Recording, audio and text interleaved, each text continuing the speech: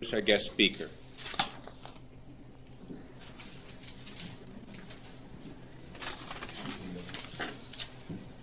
Just check something. I want to check the volume.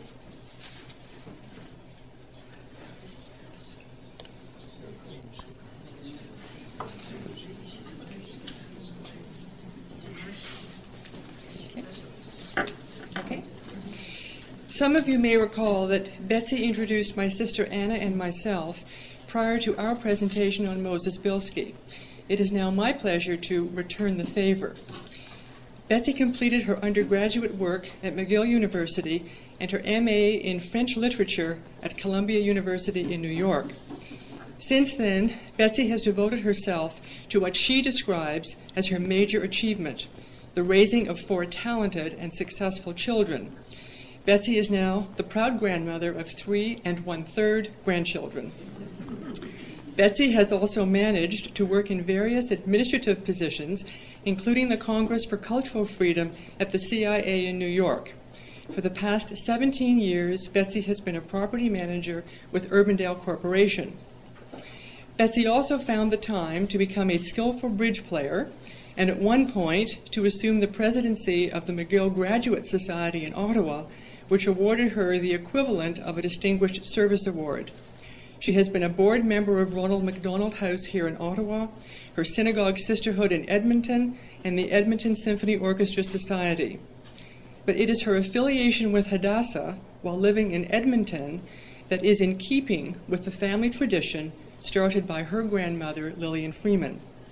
Would you join me in welcoming Betsy to tell us about this remarkable woman and her many accomplishments?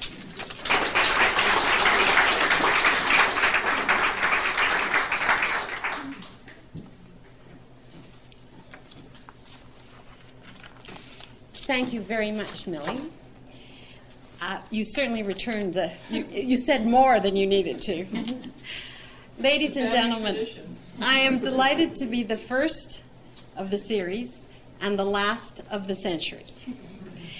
Some of you were here several months ago to listen to Millie Mirsky and Anna Bilski give their spirited and informative talk on the energetic and dynamic Moses Bilski. He was charismatic, full of fun, and dedicated to his family and community. His daughter Lillian, my grandmother, although more serious by nature, was also a very dedicated personality, whose achievements in a relatively short lifetime were manifold. I would like to thank Millie for paving my way at the National Archives and for producing the overheads and manning the machine this evening, as well as Carol Anders, who is here with us tonight, from Carleton University, who has written a thesis and research essays giving me more insight into Lillian Freiman's life. I also learned a great deal from Esther Carmel Hakim from Israel, who is presently at Brandeis University researching the role of women in agricultural fields in Palestine in the 1920s. It would be impossible to relate every accomplishment and activity in which Lillian Freiman was involved. I will therefore attempt to highlight some of her major achievements and share some of the stories. She was a doer, and her forte, as described by Ms. Anders, was oral rather than written communication. The text left behind by Lillian Freiman was a life rather than a document. Many daughters have done virtuously, but thou excellest them all. This verse from Proverbs fittingly describes Lillian Freiman. She possessed a quality that our sages thought the most precious in the world, goodness of heart. She loved all her fellow men, regardless of race, creed, or color, but especially the unfortunate who were distressed and in need of help.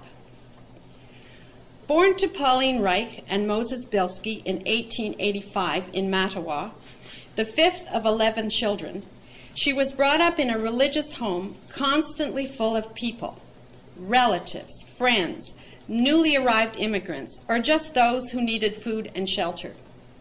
While still a very young woman, she organized the Hebrew Benevolent Society in Ottawa, I guess that was after the 1896 one, and personally made sure that the more fortunate provided for the less fortunate.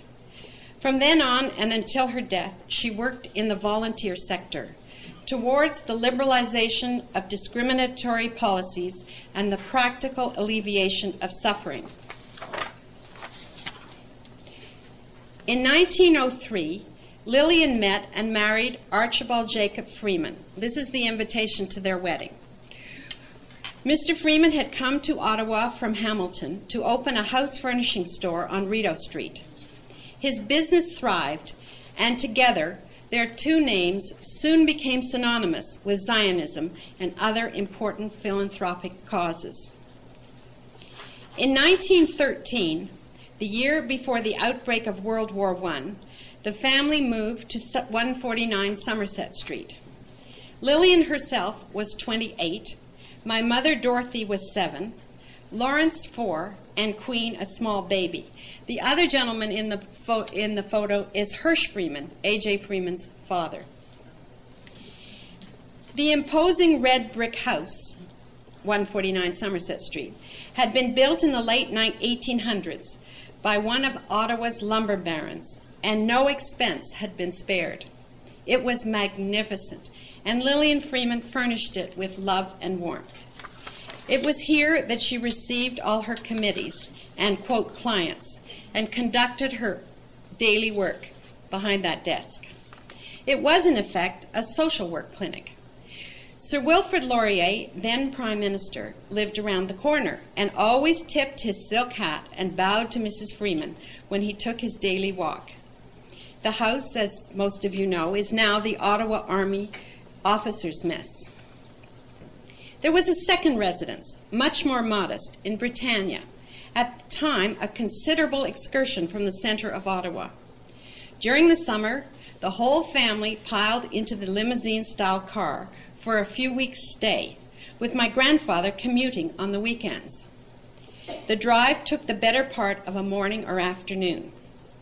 Lawrence Freiman, in his book, described Britannia in retrospect as a combination of Coney Island, Capri, and the Lido, all wrapped into one exciting entertainment package. In latter years, their summer home, Mitzvah, was the house at Meech Lake, later to be the birthplace of the Meech Lake Accord. Motherhood did not hinder my grandmother's activities.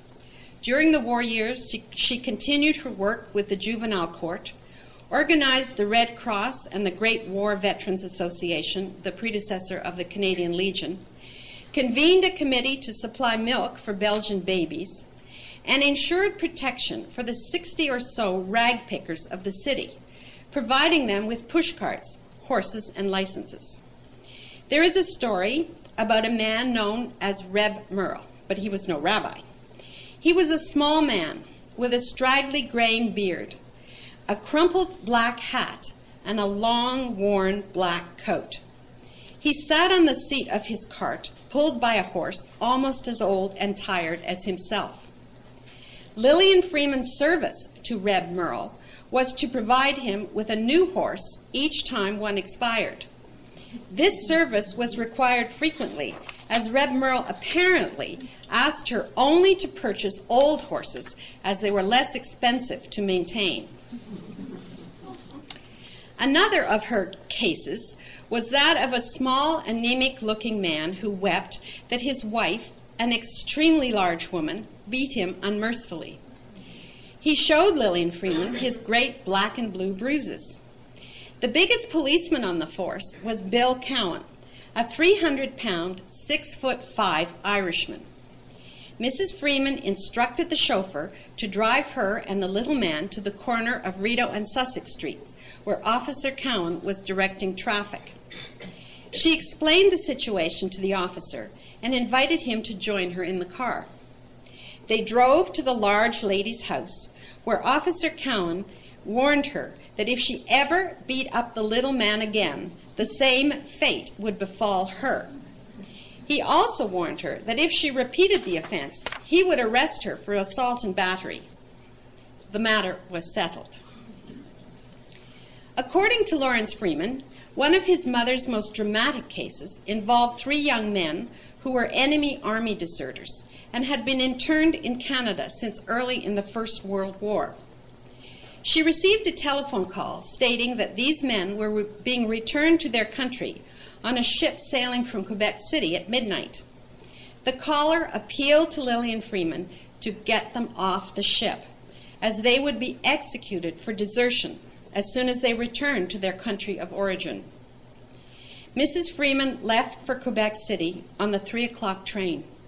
She was not well at the time, but was adamant in her resolve. Reaching the dock about 11 p.m. and wearing her Great War Veterans badge, the soldier on duty recognized her as the only woman in Canada at that time who wore the badge. He called the senior ranking officer, who informed Mrs. Freiman that if she could obtain an order from the Federal Minister of Justice, the 3 men would be taken off the ship. By then, it was 11:15 p.m.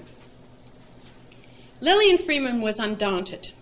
She telephoned the minister and all but threatened him by saying that if the men were not released, she would hold the Canadian government accountable for murder.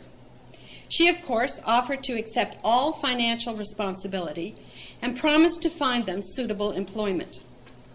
Minutes later, the astonished men were removed from the ship and they accompanied her to catch the midnight train to Ottawa and 149 Somerset Street. In many incidents which did not require such drastic measures, she did not hesitate to enlist the aid of her friends, family, and their young friends. Anyone in the vicinity was quickly deputized and dispatched to a needy situation. She was always warm and friendly to everyone. Herman Rudman, who I hope is here with us tonight, remembers with fondness the gracious lady who presented him in 1935 with the Moses Bilski Oratorical Trophy. He even remembers what she wore. And so does Mrs. Goldberg, who told me my grandmother always had a long string of pearls on. Another story involved a very distraught woman who appeared at the door of Somerset Street. She explained that her son had been sentenced to death for a murder he committed in the process of a robbery. The mother begged for help. Sure enough, with her connections with the Justice Department, Lillian Freiman got the sentence commuted to life imprisonment. When she happily reported back to the mother, the latter's question was, "I have one more favor, Mrs. Freiman. When will you get him out of jail?" In 1917, the flu epidemic struck Ottawa with devastating force. Lillian Freiman, then 32 years old, was asked by the mayor to organize the immense effort needed to respond to the crisis. It was a Friday night, so she walked to City Hall and for the next 5 weeks virtually lived in an office there. She supervised 1,500 volunteers and coordinated with the city medical officer and the media all the emergency services of the city. She, in effect, established a centralized information bank for the medical staff, whereby volunteers and patients were registered and daily records were completed. Through the newspapers, she launched a campaign disseminating not only progress reports, but also information designed to help prevent the spread of the influenza. This innovative approach previewed our modern social service organizations. It was a monumental task for which she received national attention. Zionism was always in her blood. She attended her first convention as a delegate in 1903 at the age of 18.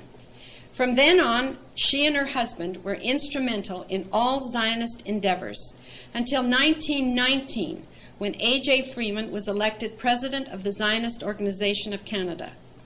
At that time, Lillian Freiman was asked to coordinate all women's groups into a national federation and to organize chapters throughout the country. As a result, she was elected president of the Dominion Hadassah organization. At this time, an urgent appeal for assistance came from the war-racked Jews in Palestine. Hadassah immediately organized the Helping Hand Fund. Lillian Freiman toured Canada, visiting every center where the Jewish population was sufficient to warrant an appeal. It was the greatest fundraising drive ever mounted by Canadian Jewry and set a new standard for charitable giving. The donors included many prominent Canadians, such as the Prime Minister and members of his cabinet. Within 1 year of her presidency, Hadassah was the strongest and best-led national organization on the Canadian Jewish scene. By 1925, it had a membership of 4,500 women in 68 chapters across the country. In the summer of 1920, reports were received by Canadian Jewry of the destitute condition of Jewish children in the Ukraine. 137,000 children in the area had been orphaned by war and were living in the villages and countryside with no means of obtaining food or shelter. Who better to raise awareness and funds than Lillian Freiman? As national president of the Jewish War Orphans Committee of Canada, she, with her husband as chairman of the executive committee, invited Mrs. Arthur Meehan, wife of the Prime Minister of Canada, to be honorary president. Another cross-country tour provided both money and housing for the soon-to-arrive immigrants. Every home was personally inspected by Lillian Freiman and Ida Ziegler, editor of the Canadian Jewish Chronicle. Unfortunately, the Canadian government limited the number of immigrants, so the total was only 146. But for many years, she kept in touch with these children, who continued to call her affectionately Mama Freiman. This was an enormous undertaking, and the credit was definitely hers. One of her greatest endeavors was on behalf of the returned soldiers. She was a founder of the Canadian Legion, the successor to the Great War Veterans Association. Canada's first poppies were made in her home. She chaired the Canadian Legion Poppy campaign until the year of her death. The Legion made her an honorary life member, and as I mentioned previously, she was the only woman to be recognized in this manner. She was forever crossing boundaries that existed between Jews and other ethnic groups. She raised funds for the Institut Jeanne d'Arc, helping the sisters who had lost their convent in France during the war. She was active in the Armenian and Polish relief work of the Ottawa Women's Canadian Club. She was also president of the Ottawa Girl Guides Association, president of the Ottawa Day Nursery, vice president of the Ottawa branch of the Canadian National Institute for the Blind, and president of the Ladies' Auxiliary of the Pearly Home for the Incurables. And the list goes on. But Zionism and Hadassah remained her true loves, competing for attention even with her beloved family. Under her tutelage, Hadassah in the early 1920s raised funds for the Jewish National Fund, as well as the Hebrew University, whose opening was celebrated with a large reception of 400 in the Freiman home. And this is an invitation to that reception which I found. Under Lillian Freiman's initiative, Hadassah Canada made a unique contribution to the establishment and maintenance of the first agricultural school for women, founded in 1923 by Hannah Meisel on the kibbutz of Nahalal. Hannah Meisel believed that women must contribute to the Zionist cause in addition to their household responsibilities. Financing for the school was therefore made available for training pioneer women in this field. By giving women a chance to learn an important agricultural profession, the school also encouraged independence and enabled its graduates to take the first steps towards equality in what was then a male-oriented society. In fact, most of the founders of the women's worker movement in Israel were graduates of Nahalal. In 1924, Hadassah delegates at the Canadian National Convention voted to call the school itself after my grandmother. Although she declined, a building was named for her. In addition, a kibbutz carries her name, Havatzala HaSharon, Lily of Sharon. The neighboring settlement of Bitan Aharon is named after A.J. Freiman. In 1927, my grandparents, accompanied by my mother, visited Palestine for the first time. They traveled extensively and were honored with a banquet at Nahalal. The students and staff, seen here in the photograph with her, were effusive in their greetings. She's the one with the hat near the top in the middle. There are three. Which hat? This hat.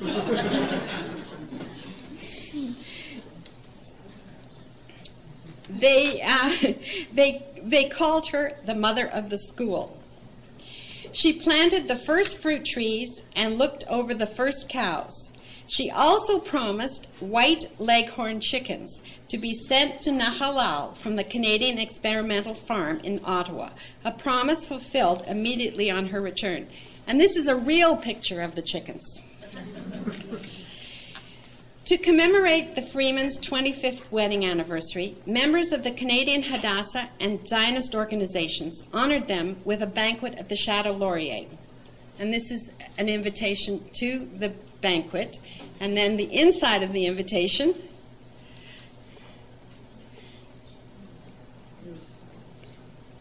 Hadassah, to celebrate this happy event, named a second building at Nahalal after her. Again, Lillian Freiman traveled across Canada, this time with her daughter Dorothy. The excitement and joy of the Jewish population, especially in the small Midwestern towns, was unbelievable. Each stop was the occasion for a holiday. She was an old friend to everyone. The 1930 publication Women of Canada aptly called her Mother of the Jewish People of Canada. Canadian Hadassah dedicated the year of 1935 to Lillian Freiman as a tribute on her 50th birthday. By then, her health was failing badly. Hadassah commemorated the occasion by creating a fund of $50,000 for their special projects in Palestine. This is the invitation to the birthday party. On the afternoon of June the 2nd, the Freemans entertained 1,200 guests at their home in Meech Lake. That evening, a banquet for 1,000 people was held at the Chateau Laurier, and a check for $53,540.25 was presented to her for the Palestine projects. And this is an actual blow-up of the check. The Salvation Army expressed their appreciation for her support of their work over the years by donating the services of their band for this festive occasion. The huge white and blue birthday cake was decorated with golden shields on which were inscribed the names of the Hadassah chapters contributing to the fund. The first tier held 50 golden candles, each representing $1,000. The birthday celebrations did not end with dinner. The following day, Monday, June 3rd, Canada's Jewish war dead were remembered by more than 500 members of Hadassah in the Peace Tower. Lillian Freiman laid a wreath of maple leaves and poppies in the form of a Magen David on the altar of sacrifice in the memorial chamber. Boy Scouts and Girl Guides formed the Guard of Honor. In 1934, His Majesty King George V conferred on Lillian Freiman the rank and decoration of the Order of the British Empire for, quote, community work, service to returned soldiers, and leadership in Jewish charitable organizations. She was the first Jew in Canada to receive the coveted OBE. In 1937, both husband and wife were awarded Silver Jubilee medals by the Crown. And this is the citation.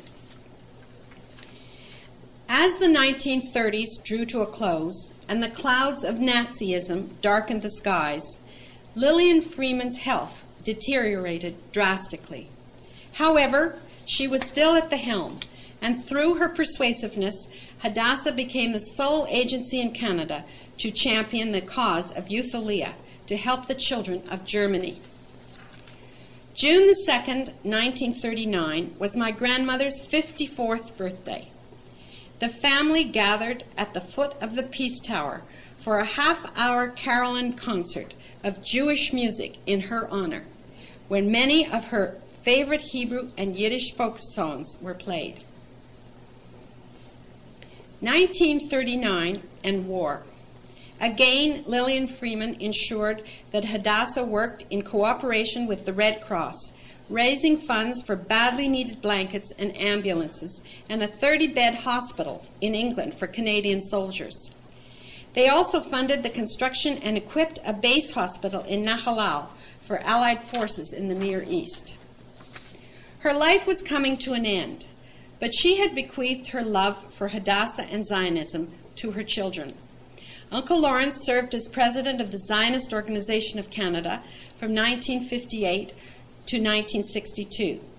Audrey Freiman was president of the Ottawa Council of Hadassah. Aunt Queen was president in Toronto. My mother served several terms as national vice president. As much as she loved Zionism, her first love had always been her husband and her children. My mother married Bernard Alexander and had 2 children, my brother David and me. Uncle Lawrence married a very attractive woman whom he met aboard ship on a trip to Palestine, Audrey Steinkopf Freiman. And Aunt Queen married a Toronto lawyer, Benjamin Luxembourg, and they had 1 daughter, Paula. We must not forget Gladys, one of the Ukrainian war orphans, who became a member of the family in 1921. She married Hy Rozovsky, and they had 1 son, Lorne, born shortly after Lillian Freiman's death. This photo was taken in 1939 and shows all the members of the family before Gladys's marriage. On the left is Lawrence Freiman, then my father, Bunny Alexander, my mother carrying David, my grandfather, Ben Luxembourg, and Gladys. And in the front row, there's Audrey with Margot, who looks a little different tonight, and myself, and my grandmother, and Aunt Queen, and Paula.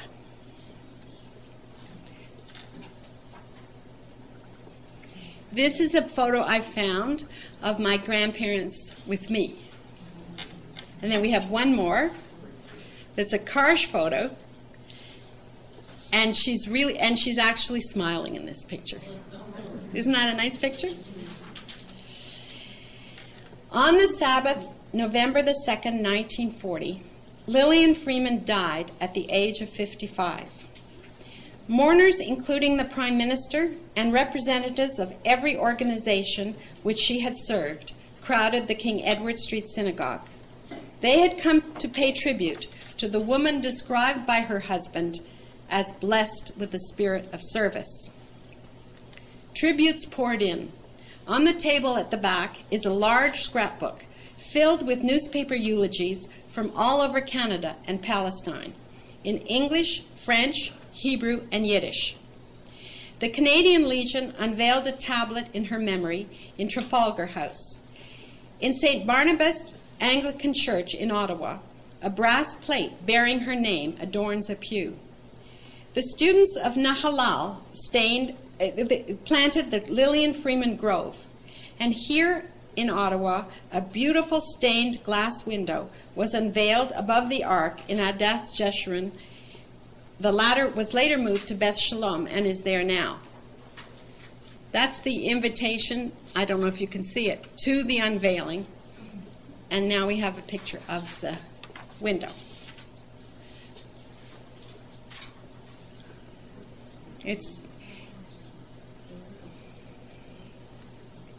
A good and noble woman had passed away. She was remembered by the variety of her interests and the scope of her public services. To all of her many endeavors, she gave time, leadership, and the benefit of her practical mind and long experience. Of course, she was also fortunate in being able to give financial aid, and in the early years, to help the needy by just picking clothes off the rack in the department store. She would choose a warm coat for someone, a blouse or mitts for someone else, whatever she felt was needed the most. For the children, she always had sweets from the candy counter. A tribute from the Ottawa Citizen described her as one of the few Canadian women who qualified for a high position in the history of our nation. Modern and ahead of her time, she was still a pious woman in the old-fashioned sense. She was characterized by simplicity, modesty, and wholeheartedness in her work, without a trace of self-interest. The noted Canadian poet A.M. Klein wrote in memoriam, "Princess of Israel, faring hence to brighter palaces, to shores more pleasant than on earth were yours, to lands of greater opulence." He finishes his poem with the words, "Only the light of these your days, only the warmth of these your deeds, eternal sunshine from them speeds, about them sunshine ever plays." Thank you.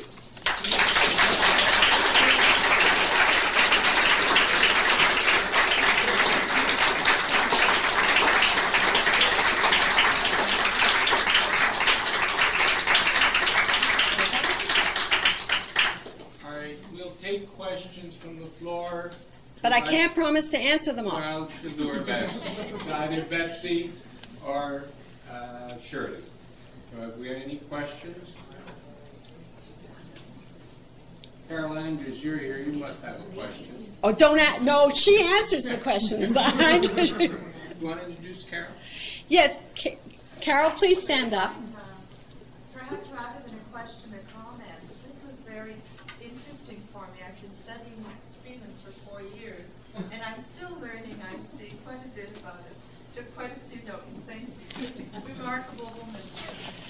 Carol spoke to us about a year and a half ago, last September, on the emigration what was your topic?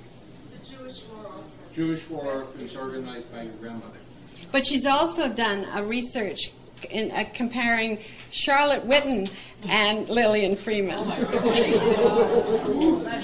We'll tell you why we're laughing after. I should specify that both women got the OBE on the same day in 1934. That was the basis of the comparison, to show how different the women were. Did she have any formal education at all? Not that I could find out. You know, I think she went to school, but she was very young when she started her benevolent fund work and her court work. So I'm sure she did whatever they did at that time.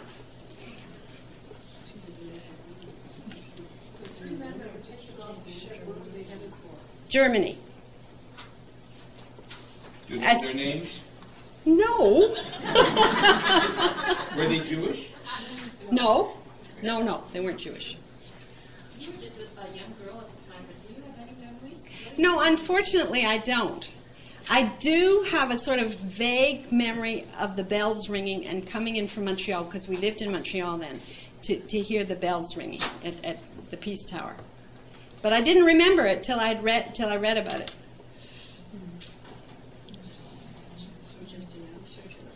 How did she have such strong connections with government ministers and ability to call up ministers in the middle of the night, 11:50, know where they are, and speak to them? Because she was doing all this, what we call now social work, and she had connections. I mean, she knew the prime minister. She had chutzpah. That's right. I mean, imagine calling someone up at 11:15 at night, but nothing bothered her. She didn't touch at all, or hardly, on her association with her husband in business. No. Much of a force thing. I didn't, and there was just so much. She was always there with him, but he ran the business. She's the one that convinced him to do a lot of this philanthropic and charitable work. Not that he wasn't inclined to, but she would sit down and say, "Archie, this is what we have to do now," apparently. Just talking about the Freemans, I can remember when I went to AZA, you would go into see Mr. Matadal at that time, who was Lawrence's right-hand man. This is in the 40s. 30s and 40s, and they never turned you aside for a donation. Never. Any other questions or comments, or anybody got any stories about the Freeman? I think Betsy looks like her grandma. I do. She's got a Karen.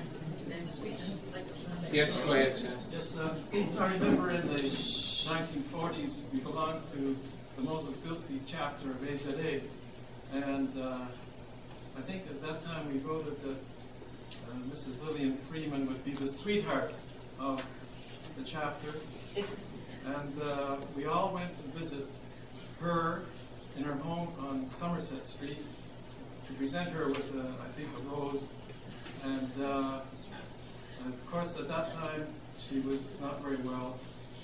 We actually entered her bedroom. Now, the whole group of us entered her bedroom to make the presentation. That I do remember that when she became ill, they took a room on the ground floor that had been the billiard room, and they made it into her bedroom so that she could receive people like this. I do remember that. Well, Betsy, didn't she have a running staircase going up the floor? Yes, but she didn't. She wasn't well enough for that.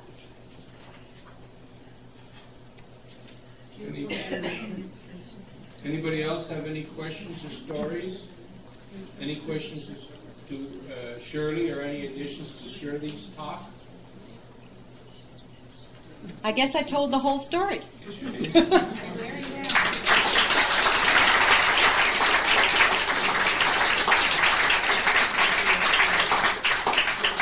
I'll call upon Dr. Marcus Hotz to thanks. Chairman, it's a great. You want me near this machine?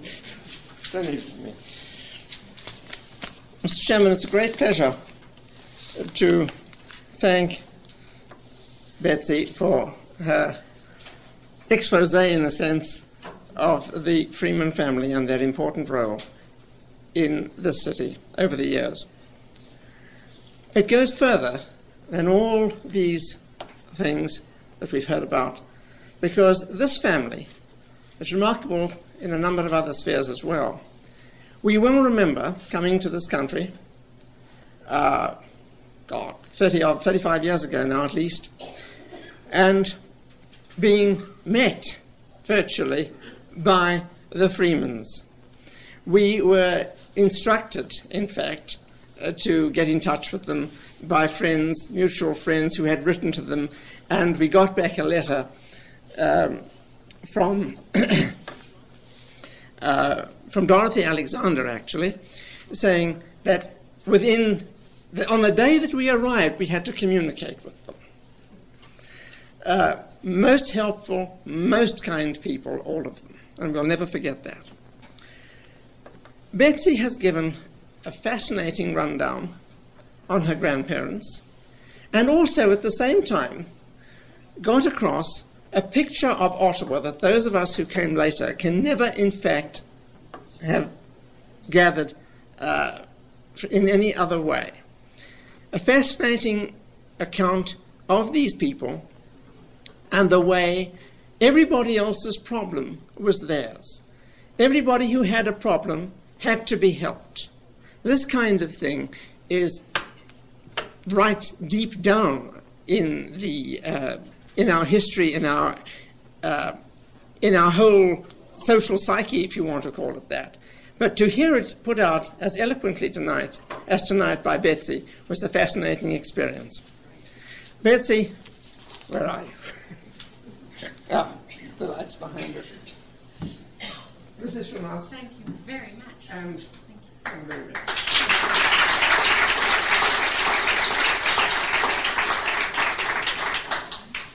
Now, we also heard a somewhat complimentary account from Shirley Berman about what was going on too, and what has been going on over the years, again, looked at in a more kind of organizational viewpoint. And this too was a fascinating account, because the hog work has to be done, and it is done. And we all sort of sit back And we are all very, very happy and very pleased that all the work and all the social work that needs to be done is done. But it is people like Shirley who are in there and working away at it to whom we have to be eternally grateful. Where's Shirley?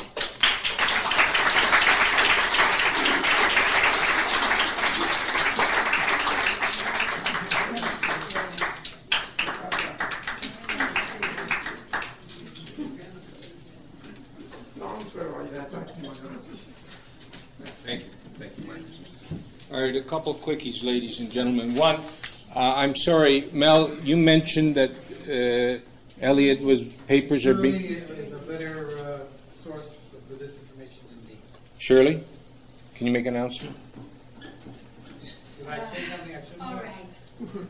On October the 25th, which I believe is a week from tomorrow, there will be a very, very small gathering, which is convened by the Council of the Jacob Lowy Collection. We are about a dozen people who hope to provide funds, publicity, to perpetuate that wonderful collection of Judean and Hebraica, which is housed at the National Library. Sharon Yaffe, the curator of the Lowy Room, of the Lowy collection of books, has put together a small collection of the memorabilia and documents of the Jewish service men and women of World War II. She's gathered these from various collections, a very small exhibit. I don't really know that it's open to a vast public, although I'm sure that any of you who would like to come, it's going to happen at 7 o'clock, the second floor at the National Library, a very small occasion, except that it is being done in Elliot's honor. Elliot was a driving force as a member of the Jacob Lowy Council. I think this will also be exhibited. I can't swear to this, but I know that we are planning to have this. It's a very small exhibition in the auditorium of the National Library when the Canada Israel Cultural Foundation is having their next program. And I don't remember the date, and I don't know if there is a date. But if any of you are members of the Canada Israel Council, that would be your other opportunity to view this, the memorabilia and the documents that Sharon has been put together. I'm sure you're welcome. Thank you. Thank you, Mel. Thank you, Shirley. Mervyn, did you have your hand up? Yes. I thought this might be a good occasion to remember Archie Freiman, Lillian's husband, who was probably one of the finest Jews and non-Jews in the Ottawa community during my time. And it was a very dramatic thing that took place. My grandfather... Do you want to come on up? Mervyn's an eloquent speaker, a very learned speaker. Come down the center, because there's a tripod there, Mervyn.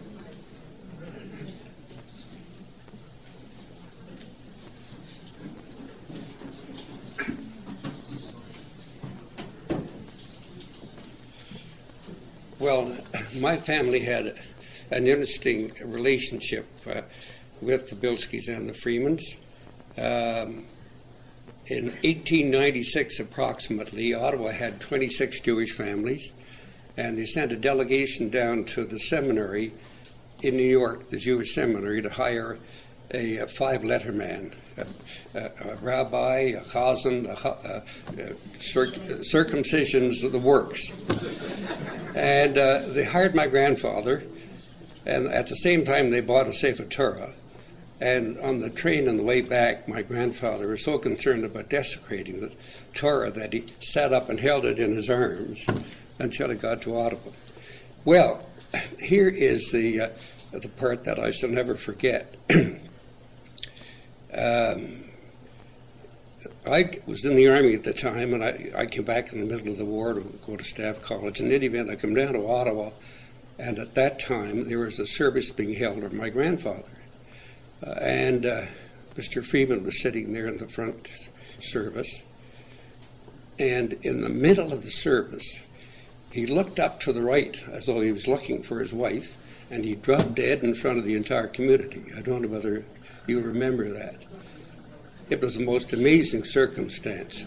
Archie Freiman, the greatest of Ottawa jurors, and one of the finest gentlemen, and they say he was looking at a picture of his wife at the background. That was the interpretation. And he dropped dead in front of the entire congregation. So I thought I'd mention that as one of the interesting things that happened with the Bilski-Freiman family. Thank you. Thank you.